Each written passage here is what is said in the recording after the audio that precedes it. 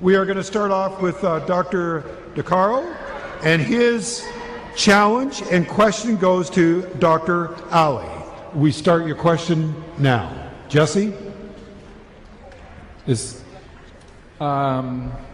Shabir, by what means do you use to measure the truth of your absolute worldviews over those of Christians, Hindus, Sikhs, Jews, atheists, etc.?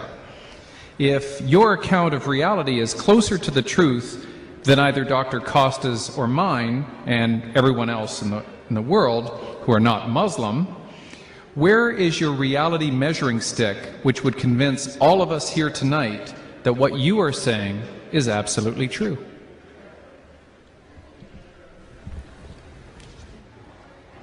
You can also come here. Please, go ahead. Yeah. Thank you for that question, Dr. DeCarlo. I wouldn't answer from the point of view of absolute truth, but I would answer from the point of view of my own relative experience. Like all of us, I have a certain history. I've been educated in a certain way. I've been brought up in a certain way. I've had certain experiences in life that have led me to where I am now and what I believe now. But having said that, it seems to me from my brief survey of the world's religions that if there is a religion to pick, then to me the religion is Islam. Going outside of the religious sphere and to think about atheism and other non-beliefs that are out there, or non-theistic beliefs that are out there, again I believe that Islam makes sense. Some of the problems Dr. DeCarlo mentioned here today with regards to belief in God, knowledge of God and His omnipotence, His benevolence and so on, I do not see these to be problems in the Islamic conception of faith in God. The Quran in Islam I believe to be one of the most motivating factors for me. When I study the Quran, I become entirely impressed that this is a revelation from the Almighty God. One of the things that confirm this for me in modern times is noticing that there are certain mathematical patterns in the Quran that go beyond the mere meaning of the text. And this is a modern discovery. Prior to the age of the computer, we were not able to do these studies on the computer. Some people have done studies like this with regards to the Bible. There was Ivan Panin, and more recently Michael Drosnin and Jeffrey Satinover. But all of these studies have been discarded and discounted by those who have reviewed them independently.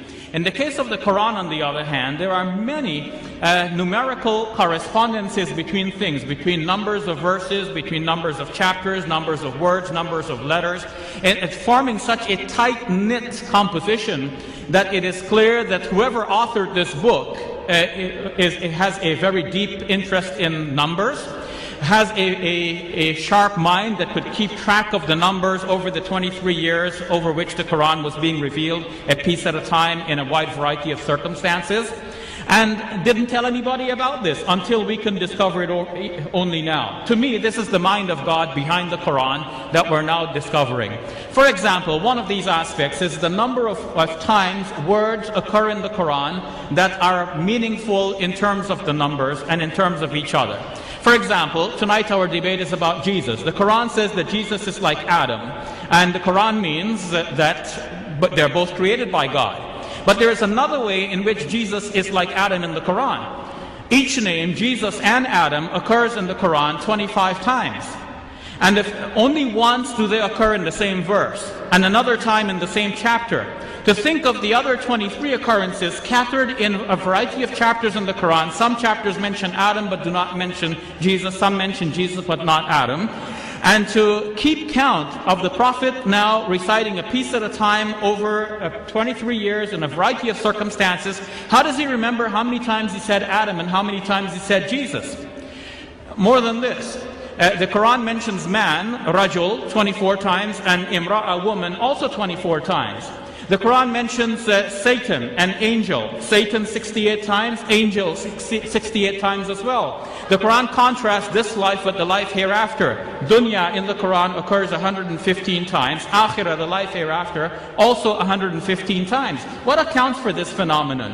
What are the chances that you pick up a book, any book, and you ask yourself, how many times does this book mention the word day? Now, any book will tell you that there are 365 and a quarter days in a year. Now, and every child almost knows that. But what are the chances that the book mentions the word day exactly 365 times? The chance is very remote. The Quran does precisely that. If one were to count the word yawm in Arabic without any suffixes in the Quran, it occurs exactly 365 times. This is one part of a larger phenomenon in which we see that the Quran measures things. Things are measured in the Quran, and the Quran actually draws attention to this. The last verse of the 72nd chapter says that God has measured everything numerically.